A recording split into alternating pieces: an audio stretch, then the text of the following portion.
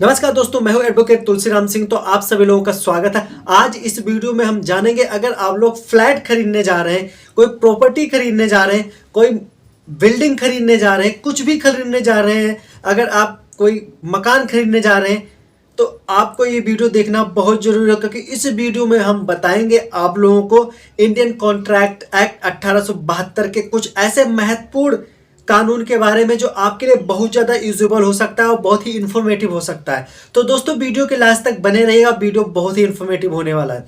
दोस्तों इसमें होता क्या है, एक व्यक्ति होता है यानी कि जो शिकायतकर्ता होता है, जिस केस की हम स्टडी करेंगे उसके बारे में थोड़ा सा जान लेते हैं एक्चुअल में मैटर क्या होता है। जो शिकायतकर्ता होता है वो कुछ समय पहले की बात होती है, तकरीबन 18 लाख रुपए समथिंग एक बिल्डर को देता है और वहाँ पे एक कॉन्ट्रैक्ट बुक करवाता है।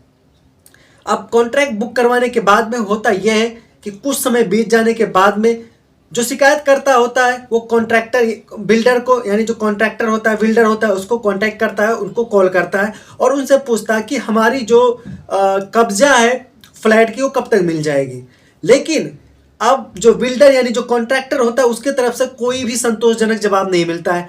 तो जो शिकायत करता होता है वो बिल्डर के ऑफिस पहुंच जाता है, वहां पर जाकर देखता है और पता करता है तो पता चलता है वहां से भी कोई संतोषजनक जवाब नहीं मिलता। जब संतोषजनक जवाब नहीं मिलता है तब जो शिकायत करता होता है वो उस जगह जाता है जहां पे वो प्रॉपर्टी बननी होती है। वहां पर जाकर देखता है तो पता चलता है कि वहां पे तो अभी काम ही नहीं शुरू हुआ है, तकरीबन 9 साल बीत गए हैं। बाद में जब वो सारी स्थिति देखने के बाद में जो शिकायत करता होता है वो बिल्डर यानी कॉन्ट्रैक्टर को एक लीगल नोटिस भेजता है और जो भी 18 लाख समथिंग पैसा देता है उसको ब्याज के साथ में रिफंड करने की बात कहता है। लेकिन बिल्डर यानी कि कॉन्ट्रैक्टर उस बात पर बिल्कुल, उस नोटिस पर बिल्कुल ध्यान नहीं देता है। बाद में जो शिकायत करता होता है दिल्ली उपभोक्ता निवारण आयोग के पास एक शिकायत दर्ज करवाता है। तो दिल्ली उपभोक्ता निवारण आयोग के विद्वान जस्टिस संगीता ढींगरा सहगल और सुश्री पिंकी जो कि सदस्य होती है उपभोक्ता न्यायालय की, इनके द्वारा केस की सुनवाई किया जा रहा होता है। सभी दलीलों को सुनने के बाद में दिल्ली उपभोक्ता निवारण आयोग यह फैसला लिया जाता है कि कोई भी उपभोक्ता कॉन्ट्रैक्टर के द्वारा वादा किए गए समय पे अगर उसको पोसेशन नहीं दिया जाता है, कब्जा नहीं दिया जाता है, तो जो कॉन्ट्रैक्टर यानी कि जो डीलर होता है वो बिल्कुल जुर्माने का हकदार होगा, उसके ऊपर पेनाल्टी बिल्कुल लगाना राइट होगा। क्योंकि जो एक उपभोक्ता होता है अपने जीवन भर की कमाई हुई मेहनत की पूंजी लगाकर फ्लैट लेता है, प्रॉपर्टी लेता है और उसको अनिश्चित काल के लिए अपने उस पैसे को इस आस में कि एक दिन मुझे फ्लैट मिलेगा, प्रॉपर्टी मिलेगा, मुझे कब्जा मिलेगा, नहीं बैठ सकता है। माननीय उपभोक्ता निवारण आयोग द्वारा एक ही बहुत बड़े फैसले का हवाला देते हुए यह फैसला सुनाया जाता है। वो जजमेंट क्या था एक बार आप लोग जान लीजिए। अजय इंटरप्राइजेस प्राइवेट लिमिटेड व अन्य बनाम शोभा अरोड़ा व अन्य 10 मई 2019 को यह फैसला आया था, जिसमें भी सेम प्रॉब्लम होती है। सेम प्रॉब्लम ये होती है, उसमें तो जो शिकायत करता होता है वो 28 लाख समथिंग पैसा जमा करता है डीलर यानी कि कॉन्ट्रैक्टर के पास में, और तकरीबन 10-12 साल बीत जाते हैं, शिकायतकर्ता को कोई कब्जा नहीं मिलता, कोई पोसेशन नहीं मिलता है। जब शिकायतकर्ता उपभोक्ता निवारण आयोग में शिकायत करता है तो जो उपभोक्ता निवारण आयोग होता है सभी दलीलों को सुनने के बाद में शिकायतकर्ता को तकरीबन जो पूरा पैसा जमा यानी कि जो फ्लैट के लिए पैसा जमा करता है वो पूरा देने की बात कही जाती है। साथ में 1.5 लाख रुपया मुआवजा और 50,000 रुपया मुकदमेबाजी का खर्चा के तौर पर देने की बात कही जाती है माननीय उपभोक्ता निवारण आयोग द्वारा।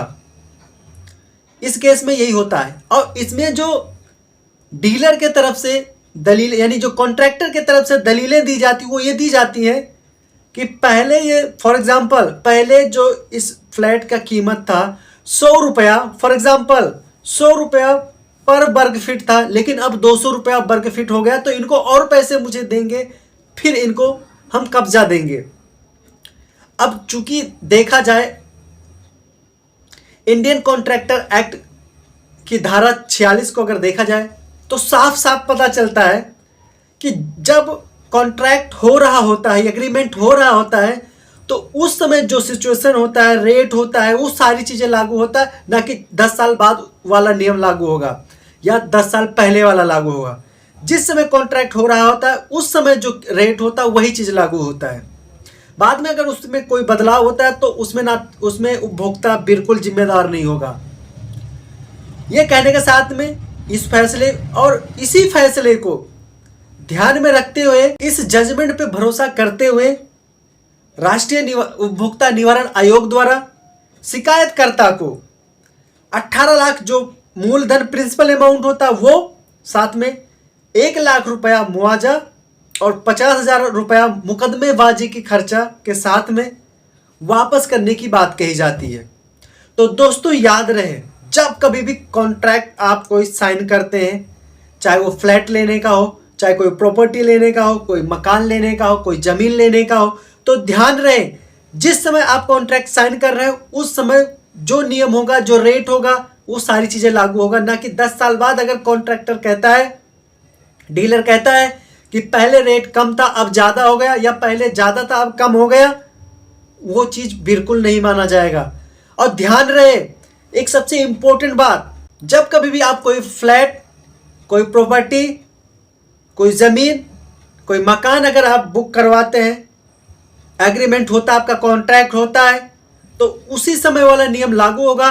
तब से लेकर 24 महीने से लेकर, तब से काउंट होगा जब आपका कॉन्ट्रैक्ट साइन हुआ था, 24 महीने से लेकर 48 महीने तक ये मैक्सिमम टाइम होता है।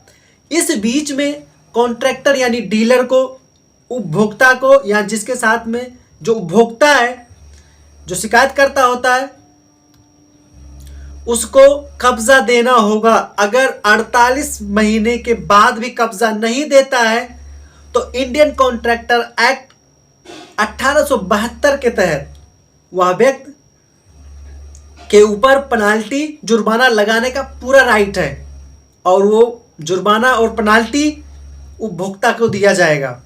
अब ये कानून जानने के बाद में आप लोग फ्लैट खरीदिए, प्रॉपर्टी लीजिए, मकान लीजिए, जो मन का वो लीजिए। लेकिन ध्यान रहे जब कभी भी आप प्रॉपर्टी या मकान या फ्लैट लेने जा रहे हैं तो उस समय जो रेट होगा, उस समय जो नियम होगा, कानून होगा, वही लागू होगा, ना कि बाद वाला या उससे पहले वाला लागू होगा।